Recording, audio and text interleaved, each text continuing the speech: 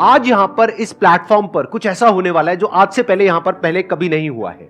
एक stand up comedian है जो अभी बैक स्टेज है। उनको आपने बहुत सारे टेलीविजन शोज में देखा होगा। यूट्यूब पर उनकी काफी सारी वीडियोस वायरल हो गई है। उनको बहुत ज्यादा टाइम नहीं हुआ है, लेकिन बहुत कम टाइम में बहुत बड़ी सक्सेस उन्होंने अचीव करी है। Let's give an energetic and warm welcome to the one and only Haseeb Khan.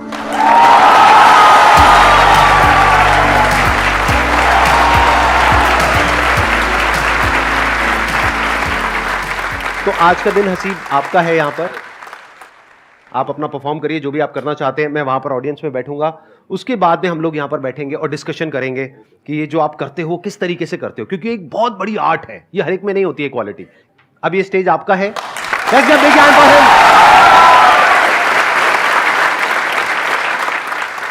तो देखो, तुम लोग काफी टाइम निकाल के और संदीप सर काफी टाइम निकाल के आए, लेकिन मैं लाइफ में बहुत ज्यादा वेला आदमी रहा हूं। हाँ, मतलब मैं इतना वेला हूं, ऐसा कोई कपल अकेले में रोमांस कर रहा होता ना, उसमें लड़की कहती छोड़ो कोई आ रहा, शायद वो कोई मैं हूं।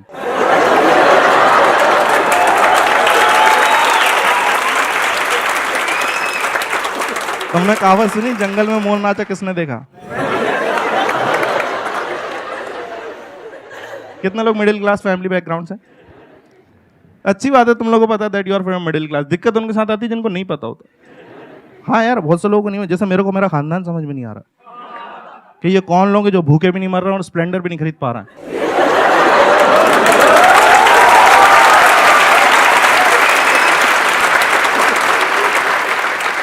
मैंने लोगों के घर में अच्छी अच्छी बातें होती देखी यार। किसी के घर में पॉलिटिक्स पे बात कर रही, क्रिकेट पे बात। मेरे घर पे इतनी वाहियात बातें चल रही। घर में सब बड़े मिलके एक ही बात कर रहे हैं यार, वो पहले ग्लूकोज वाले बिस्कुट में 16 आते थे, आजकल 12 ही आ रहा है।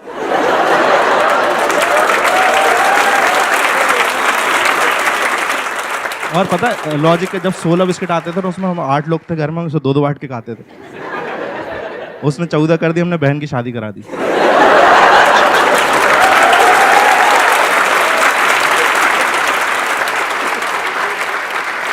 तो उसने 12 करे, हमने भाई को दुबई भेजा काम करने। एक दिन अफवाह गई कि 10 होने वाले, फिर दादी की दवाइयां छुपाई।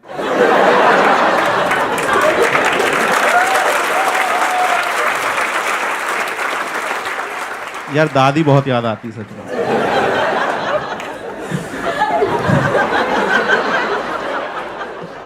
अच्छा देखो, तुम्हारी फैमिली जिस तरह की होती है ना, मैंने देखा रिश्तेदार भी उसी तरीके के होते हैं। हाँ, वो उनके कैरेक्टर। मेरा एक रिश्तेदार ऐसा, वो कभी फोन नहीं करेगा। उसका फोन तभी आता है जब उसे किसी की मौत की खबर देनी होती है। उसको इसी चीज में मजा आ रहा है यार। उससे पहले कोई खबर दे जाओ उसे बुरा लग जाता। और इतनी जानकारी इकट्ठी करके फोन कर रहा है, सामने वाला रो रहा है, कह दो कि झूठे कराए नहीं, लाश सामने पड़ी। इसकी कोई टाइम ही नहीं यार। दिन रात को 3 बजे कॉल कर दिया, उठाने से मैं डर गया, मैंने अपने घर के गिने। मेरा भाई नहीं था, मैं चिल्लाने लगा यार। वो बाथरूम से बिना धोए भाग के आया।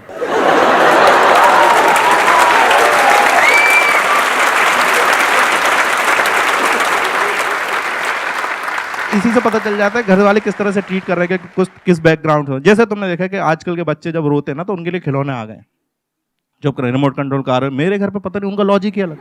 मैं रो रहा हूँ, मम्मी पता क्या कर रही, किचन में गई, कटोरी उठाई, जमीन पे मेरे सामने ऐसे दिखा घुमा दी। और मैं गधा हर बार चुप हो रहा हूँ देख के। मेरे भाई को बैडमिंटन खेलने का शौक था यार, उसे इन्होंने कुकर के ढक्कन से खिलवाया और सिर्फ 7 बजे तक खेलने देते थे उसे। कहते थे आगे दाल चढ़ेगी। अच्छा, कितने लोग यहाँ पे सिंगल हैं? हाँ देखो, मेरे को तुम्हारा कुछ करना नहीं है, बस मुझे देख के अच्छा लगता है।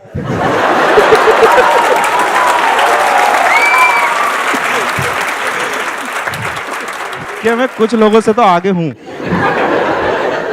वैसे ऐसा नहीं, अगर तुम लोग सिंगल, मैं तुम्हें थोड़ा सा मोटिवेट करना चाहूंगा। Have a close look at my face. और 2014 में मेरी भी बंदी थी।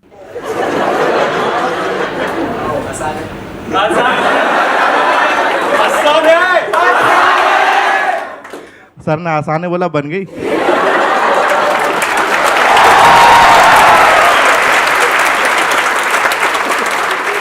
वो तब बनी थी। और पता है कि वो बंदी बनती ना, और कई बार क्या होता है, जब आप मार्केट में निकलता ना एज ए कपल, तो कुछ कपल लोगों को राशि नहीं आते।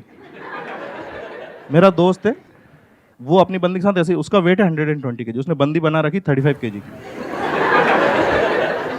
और मेरे को जलाने के लिए ऐसे गोद में उसको बिठा के फोटो खिंचा के दिखाता कैसे लग रहा है। मैंने कहा e⁻x लग रहे हो।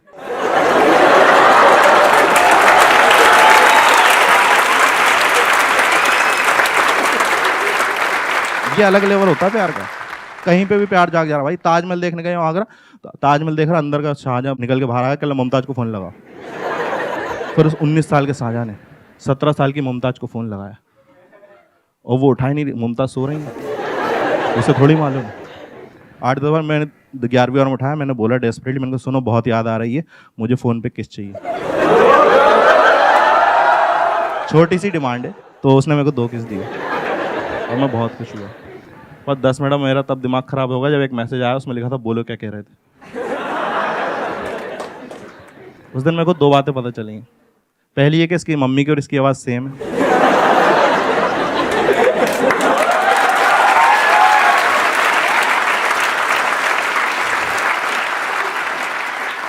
और दूसरी है कि इनका खानदान कुछ ठीक नहीं है।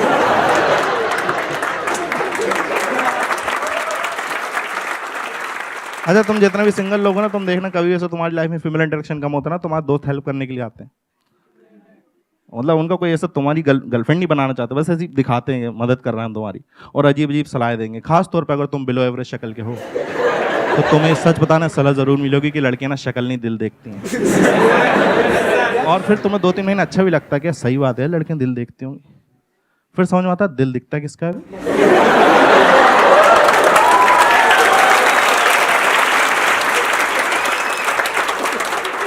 यार heart is an organ which is inside your body. It's not like कि तुम कहीं खड़े हो, 2-3 लड़कियां आ रही, तुमको गधा समझ रही हैं, ये सब देख के तुम्हारे हार्ट को बुरा लगेगा और बाहर आ जाएगा, hi chicks look at me, I am a very nice heart. नहीं होता भाई ऐसा। और हार्ट इतनी अच्छी चीज है, उसे अंदर क्यों रखा हुआ है? कहते हैं 80% लोगों का दिल अच्छा होता है, उसे बाहर निकालो ना यार। इन्हीं 80% लोगों की शक्ल खराब है, अंदर डालो उसे। और मैं दिल की बात कर रहा हूँ, तुम सब गधे लोग ये वाला शेप सोच रहे होगे। क्या है भाई ये हार्ट का शेप होता ही नहीं है। रियल हार्ट का शेप सोच लो तो प्यार नहीं आता अंदर से।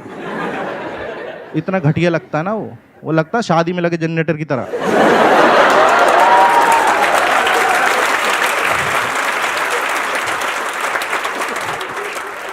और देखो उसके बाद ना एक सलाह और मिलती है तुमको खास तौर पे कि एक काम करो, डेटिंग ऐप ज्वाइन कर लो।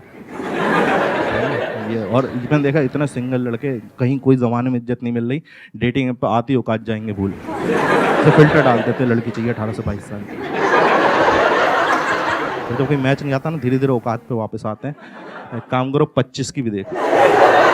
फिर जब भी कोई बंदा हैवानियत पर जाता है कहता 40 की भी देखो।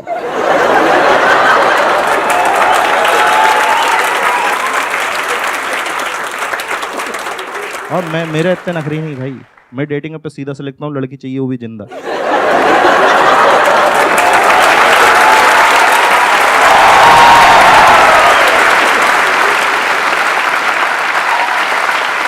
बहुत बढ़िया। अब यहाँ पर हम सोफाज वगैरह लगा देते हैं। माइक आप दे दीजिए, प्लीज हैव अ सीट, बैठिए। तो अब मैं आप लोगों को बताता हूं कि आज के इस सेशन में अब हम क्या करने वाले हैं। अभी आपने इनको लाइव परफॉर्म करते हुए देखा, कितने लोगों को मजा आया? ऑनेस्टली कितने लोगों को बहुत मजा आया? मैंने जब कॉमेडी शुरू करी थी ना, तो मैंने क्या, वैसे संदीप सर का बहुत हाथ रहा काफ़ी चीज़ों में। जैसे इनके वीडियो देख के एक बार मैंने बी छोड़ दी। एक मिनट, क्या छोड़ दी? इंजीनियरिंग को बी बोलते हैं हम लोग। अच्छा बी, ओके। मेरे को लगा कह रहा हूं बीड़ी छोड़ दी। हाँ, तो मैंने क्या इंजीनियरिंग छोड़ दी और मैंने वो कोट्स पढ़ लिए थे कि आप सक्सेसफुल हो जाते हो ड्रॉप आउट हो तो मेरे दोस्तों ने बताया फर्स्ट ईयर में नहीं छोड़ते।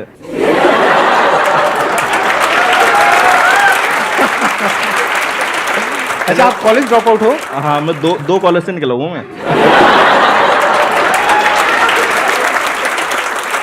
मैं फर्स्ट निकला था ना, फर्स्ट कॉलेज से, तो मैं इसलिए निकला मेरे को कोई गवर्नमेंट कॉलेज लेंगे। अब पता चला कि मिल तो गया लेकिन अब समझ में नहीं आ रहा, वहाँ कुछ निकल ही नहीं रहा, कुछ समझ में नहीं आ रहा, तो थर्ड ईयर में वहाँ से भी छोड़ दी। और ऐसा नहीं, मैंने सबसे मतलब पूरे 3 साल के कॉलेज में एक सबसे अच्छा काम करा था, कॉलेज की वेबसाइट बना दी थी मैंने। वो दिक्कत ये थी, उन्होंने कहा नहीं था बनाने को।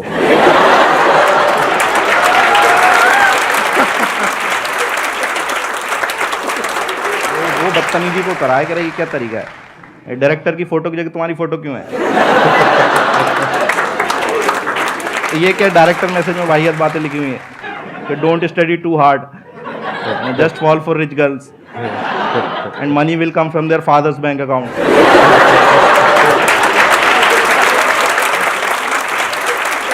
लेकिन संदीप सर का वीडियो देखा था और उसके बाद क्या हुआ कि मैं इनका एक वीडियो आया था सर का, जनवरी में आया था 2018 में, और उस टाइम पे अपन फालतू घूम रहे थे कि भाई कुछ करने ही नहीं, समझ में नहीं आ रहा।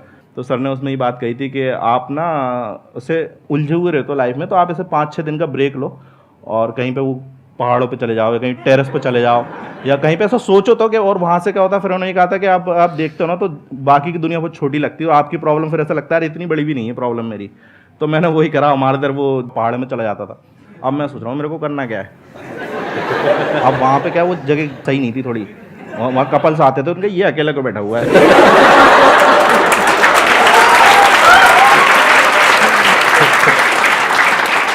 और मैं अपना सोच रहा हूँ मुझे करना क्या है। फिर मेरे को ध्यान आया, मेरे को नहीं आया, मेरे को ना स्टेज पे चढ़ के माइक पे कुछ भी बोलने में मज़ा आता है, लेकिन अब स्टेज से रिलेटेड, माइक से रिलेटेड बहुत सारी चीज़ें होती हैं, गाना भी गा सकते हो आप, कुछ भी कर सकते हो। फिर मेरे को ये लगा नहीं, वो फील भी चाहिए कि मैं कोई बात करता हूँ ना, कोई हंसता है तो मज़ा आता है कि नहीं मैंने हंसाया इस बंदे को। तो ये दोनों से कनेक्शन हो रहा था स्टैंड अप कॉमेडी का। और फिर मेरा ये था कि जब मैं अच्छा करने लगा ना स्टैंड अप कॉमेडी में, तो मेरे को शुरू में पता चल जाता आपको जनता के रिएक्शन से। 5-6 महीने में मेरे को पता लगने लगा था कि मैं ये ऑडियंस में इससे ज़्यादा ऑडियंस में अच्छा करने लगा था। और जब लोग आके बोलते हैं ना कि भाई तेरे ये जोक बहुत मस्त था, मज़ा आया भाई, तू करते रहे, तो वो उससे किक मिलती कि हाँ यार आगे करना है। तो मेरे को फिर ये था कि मैंने कहा यार ये चीज़ की स्टार्टिंग सर के वीडियो से हुई थी, तो एक बार इनको थैंक यू बोलना है। तो उसमें फिर ये भी था कि सर का ये रहता है कि मुझसे कोई मिल तो सकता नहीं चाह के। तो मैंने कहा यार अब देखते हैं कभी, पर कभी मिलना होगा तो मेरे को थैंक यू बोलना था सर। आपको उस वीडियो से सच बताऊँ मेरा बहुत फ़ायदा हुआ है। वो वीडियो मैंने देखा था और उसके बाद से मैं स्टैंड अप कॉमेडी में तो आ गया, और मेरे हिसाब से मैं ठीक ठाक कर रहा हूँ, बहुत अच्छा कर रहे हैं। वो होता है ना कि कई बार आपको किक मिलती है, आपको बहुत जगह से ऐसे फटकार मिलती है ना, तो अब मैं क्या था फालतू था, तो फालतू में आदमी प्यार में पड़ ही जाता है। हाँ, तो एक हमारे मोहल्ले में एक बंदी थी, मैं उस पर ट्राई मार रहा था, तो उसने भाई साहब रिजेक्ट कर दिया, और उसने ये बोल दिया कि यार तुम्हारे में और मेरे में ना ज़मीन आसमान का फ़र्क है, ऐसा बोल के रिजेक्ट कर दिया। तो मैंने फिर एक वो मिला, गुस्सा आया, और प्लस सर का वीडियो देखा, वो दोनों का कॉम्बिनेशन इतना बड़ा कि फ़र्क तो रहने दिया, ज़मीन आसमान बदल दिया अपन ने। क्या बात है।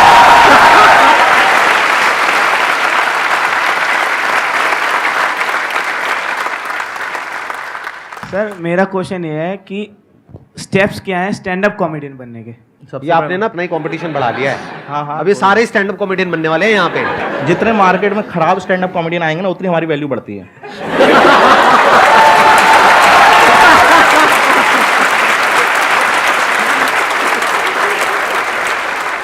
वो एक मीम है ना, गजब बेइज्जती है। अगर मैं आपके कंपटीशन में स्टैंड अप कॉमेडी में आना चाहूँ, हाँ तो आप क्या कहना चाहेंगे? सर आइए सर, और हमें मज़ा आएगा, क्योंकि मुझे पता है स्टैंड अप कॉमेडी की रियलिटी। और सबसे अच्छा मज़ा पता है, तो लोग मेरे जोक्स पे हंसेंगे, मुझ पे हंसेंगे अगर मैं आ गया तो? मैं बता रहा हूँ, सबसे अच्छा है कि स्टैंड अप कॉमेडियन को मज़ा कब आता है, जब दूसरा स्टैंड अप कॉमेडियन खराब करता है। भाई क्या हंसी आती है, उसके चेहरे पे मौत फैली हुई है कि कोई हंस नहीं रहा, और हमें लगा रहा है ये देखो अब आएगा मजा इसको। और इतने खुश, मतलब कोई कॉमेडियन अगर उसको हम लोग बॉम्ब होना कहते हैं, अगर उसके जोक्स नहीं चल रहा है, तो कोई बंदा बॉम्ब हो रहा है ना, तो उससे ज़्यादा मज़ा कहीं नहीं है।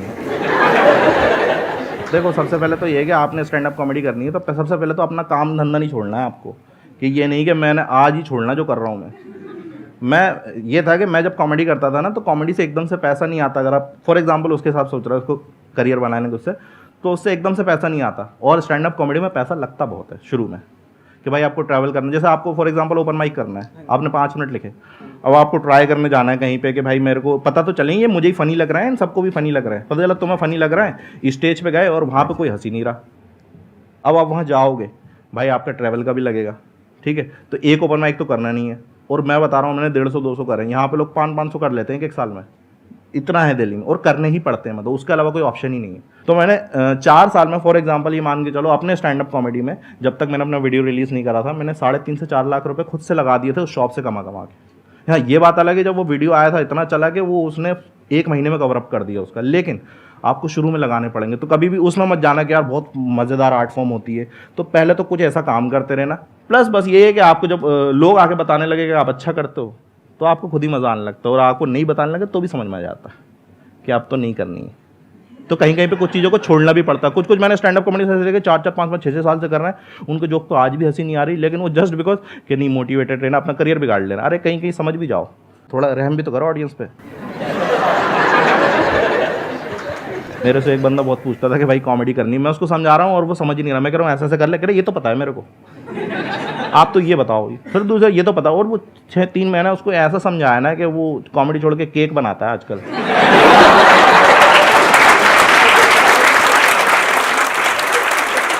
लेकिन अब ये देखो कि उसका फायदा, वो केक बहुत अच्छा बनाता है।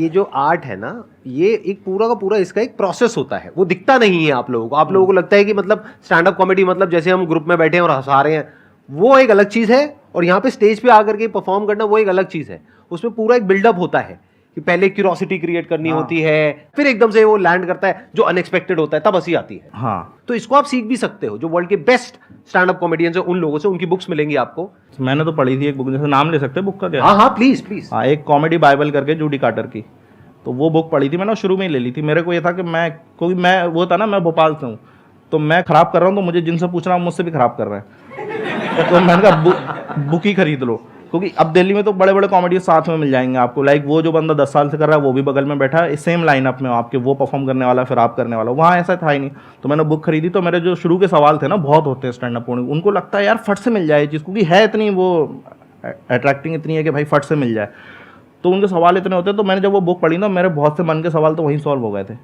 और एक टाइम के बाद बुक छोड़नी भी पड़ती है कि नहीं, बुक जैसे संदीप सर बोलते हैं ना, मेरे वीडियो देखो और एक टाइम के बाद छोड़ भी दो। तो सेम चीज़ बुक के साथ भी, ये नहीं आप बुक में लग गए तो फिर आपने सीखने के बाद आप वो एडिक्ट ही हो गया, पता चला वो जूडी कार्टर ही बन गए पूरे के पूरे। राइट। तो वो नहीं करना, अपना भी तो लाना है। तो एक टाइम के बाद मैंने वो बुक पढ़ना भी छोड़ दी। मैंने फिर वो जो जिसको बताया था मैंने केक बनाना सिखाया था, उसको बेच दी वो। ये ऑन द स्पॉट बनाया ना आपने जोक? हाँ नहीं, ये रियलिटी भी है। अरे कहाँ। नहीं यार, वो क्या होता है कि आप करते रहो ना, तो ऑन द स्पॉट बहुत सी चीज़ें बन जाती हैं, तो मज़ा भी आता है कई बार करते करते। ऑन द स्पॉट में एक अलग फ्लेवर आता है, लेकिन वो यही है कि वो करते करते आ जाएगा आपको। तो मैंने वो बुक पढ़ी और उसके बाद छोड़ दी, और उसके बाद फिर मैंने अपना उसमें डाला कि भाई मेरा यूनिकनेस क्या है। तो फिर वो चीज़ आया, फिर अब मैंने वो बुक दोबारा खरीदी जब मेरे को लग रहा है कि कुछ और टेक्निकलिटीज़ हैं। आप किसी भी बुक को दोबारा पढ़ो, पहले से ज़्यादा समझ में आता है। तो आपको उस क्वेश्चन का आंसर तो मिल ही गया होगा जो आपने पूछा था, जो नहीं पूछा था उसका भी मिल गया होगा। ये इनकी खास बात है। मेरी यार थोड़ी दिक्कत यही है कि मैं बहुत बोलने लगता हूँ। तो अरे बहुत अच्छा बोल रहे हो आप। हाँ। Sir, I want to ask what is good sense of humor? देखो, सबसे पहले तो यही चीज़ है कि भाई अपनी रियलिटी कभी मत छुपाओ। बहुत से लोग मैंने देखा है कि भाई वो गरीब हैं, लेकिन वो सोचेंगे कि यार कूल बनना है तो एयरपोर्ट पे जोक्स लिखते हैं। कभी नहीं गए फ्लाइट में, उस पर जोक लिख रहे हैं। भाई रियलिटी बताओ ना यार आप। मैं एयरपोर्ट नहीं जाता था, मैं तो कराने की शॉप पे जाता था, तो मैं वहीं से जोक लिखूंगा ना यार। मेरा सेंस ऑफ ह्यूमर तो रियलिटी से आएगा ना।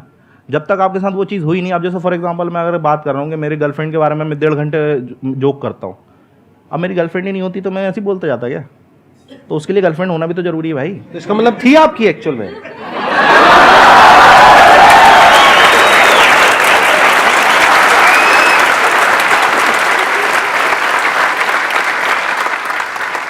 कहाँ थे अपन? हाँ, तो वो वही। हाँ, तो जो उसके साथ हरकत हुई ना, अब उसके साथ जैसे घूम रहा है बंदी के साथ ऐसे ही होता है। आप घूमने जा रहे हो तो अजीब अजीब हरकत। अब क्योंकि मेरे साथ वही है, मेरे जब भी मैं इतना डिमोटिवेट हो जाता था, मेरे को पता था, मेरे को ऐसा लगने लगा था एक टाइम के बाद कि प्रपोज का मतलब ना ही होता है। और मैं तैयार रहता था उसके लिए कि ना होगी तो क्या करना है। संदीप महेश्वरी की वीडियो देखने हैं।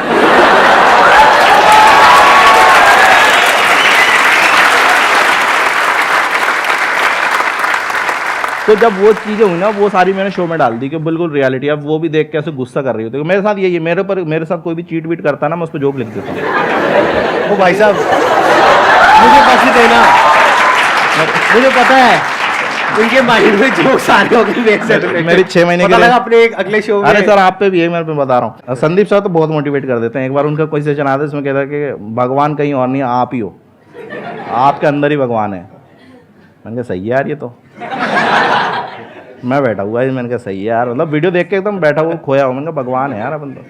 फिर पापा ने बोला वो बोतलें भर के रखनी है। मेरे अंदर से वही आऊँगा, वत्स तुम्हें पता भी है।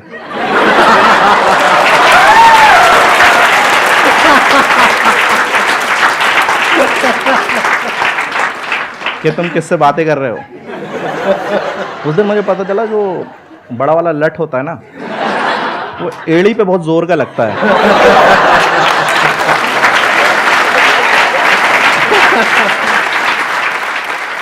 Thank you so much Haseeb for coming, it means a lot to me and to everybody in the audience. हम सबको आपसे बहुत कुछ सीखने को मिला और मजा तो आया ही आया। मजा आया नहीं आया? यस और नो?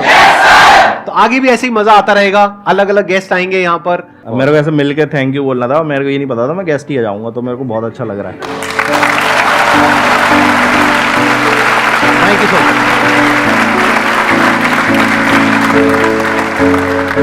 मच।